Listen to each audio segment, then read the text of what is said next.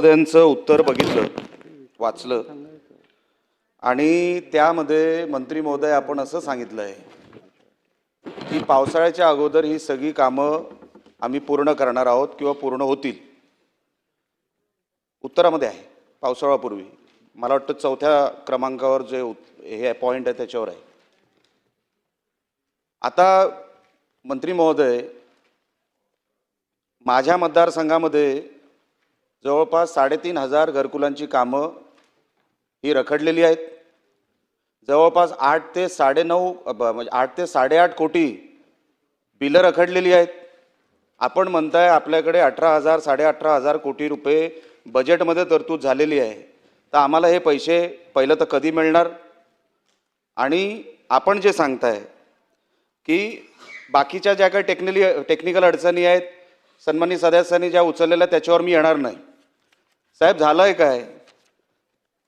घरकुलांची कामं कशामुळे अडकली जातात ग्रामीण भागामध्ये? साहेब, वन खात्याने 1970 मध्ये कधीतरी सर्वे झाला आहे आणि सॅटेलाईटच्या माध्यमातून अध्यक्ष महोदय त्याच्यावरती प्रायव्हेट फॉरेस्ट म्हणून आरक्षण पडलं आहे. आता पुळास नावाचं माझ्या मतदारसंघात एक गाव आहे.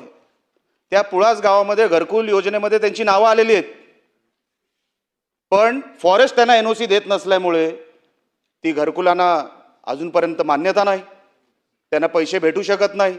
कारण का जोपर्यंत अट काय आहे, जोपर्यंत मालकी हक्काची जमीन नसेल किंवा कोणाकडून तरी विकत घेतलेली जमीन नसेल तोपर्यंत तुम्हाला घरकुल मिळणार नाही. मग वन खात्याबरोबर सन्मान्य मंत्री महोदय आपण कॉन्टॅक्ट करून किंवा त्यांच्याशी आपण संलग्न राहून आम्हाला त्या NOC मिळवून देणार आहात की नाही घरकुलासाठी? आणि दुसरा विषय, आपण सांगताय 5 ब्रास वाळू आम्ही देतो. आता मला साहेब सांगा, 5 ब्रास वाळू अंडर कुठून? वाळू धोरण कुठे आहे? माझ्या मतदारसंघामध्ये मी मागच्या अधिवेशनामध्ये पण अध्यक्ष महोदय बोललो होतो, जालन्यामधलं वाळू धोरण आणि कोकणातलं वाळू धोरण एक नाही. इकडे काय करतात तलाठी आणि खालचे अधिकारी? वाळूच्या गाड्या पकडतात. त्याच्यावरती पेनल्टी किती अध्यक्ष महोदय? जवळपास 3-3 लाखाची पेनल्टी. अजूनपर्यंत वाळूचं धरण ठरत नाही, त्याच्यामध्ये वाळू कुठून आणायची ठरत नाही, त्याच्यावरती पेनल्टी मारली जाते. आणि आम्ही सरकार म्हणून सांगतो आम्ही 5 ब्रास वाळू फुकट देऊ, आणणार कुठून वाळू? तर आपण महसूल खात्याशी बोलून ह्याच्यावरती आपण मार्ग काढणार आहे का? आणि आम्हाला हे सगळे पैसे, साहेब, ग्रामविकास खात्याचे पैसे झाले नाहीत अजून सिंधुदुर्ग जिल्ह्यात. 25-15चा विषय नाही ह्या प्रश्नामध्ये, पण 25-15चे पण पैसे आलेले नाहीत. जिल्हा परिषद रिकाम्या पडलेल्या आहेत, अजूनपर्यंत जिल्हा परिषदेकडे पैसे नाहीत. पंतप्रधान ग्राम सडक योजनेमध्ये 5 वर्षानंतर रिन्युअल होत नाही, त्याची जबाबदारी ग्रामविकास खात्याकडे असते. ग्रामविकास खात्याने ती कामं मेंटेनन्सची करायची असतात. साहेब, मेंटेनन्सचे पैसे नाहीत. आम्ही जिल्ह्यामध्ये ग्रामविकास आणि ग्रामविकास अंतर्गत हे सगळी घरकुलांची कामं, रस्त्यांची कामं, वन विभागामध्ये अडकलेली कामं, ग्राम आणि वाळूचा हा विषय, हे आम्हाला ग्रामविकास खात्यातून आम्हाला ह्याची उत्तरं मिळणार आहे की नाही? घरकुलाच्या प्रश्नासंदर्भात आता या ठिकाणी प्रश्न उपस्थित केलेले आहेत. पहिला तर त्यांच्या मतदारसंघामध्ये 3,500 घरकुलं मंजूर आहेत अशा पद्धतीचं त्यांनी सांगितलं आणि त्या घरकुलाच्या बिलासंदर्भातली विषय त्यांनी मांडलेला आहे. मी आदरणीय राणेसाहेब आपल्याला सांगू इच्छितो की स्पर्श प्रणाली केंद्रानं नवीन चालू केली. यामध्ये कुठे भ्रष्टाचार होऊ नये, खात्यावर डायरेक्ट पैसे जावेत, लाभार्थींना पैसे मिळावेत म्हणून ही प्रणाली चालू केली. ती प्रणाली आपण स्वीकारत असताना काही टेक्निकल अडचणी आल्या, त्याच्यामुळे 1-2 महिने त्याच्यात गेले. परंतु आता आपण ती प्रणाली सुव्यवस्थित चालू आहे आणि मी खात्रीनं सांगतो आपल्याला की घरकुलाचा कुठलंही बिल, कुठलाही घरकुलाचे पैसे थांबणार नाहीत.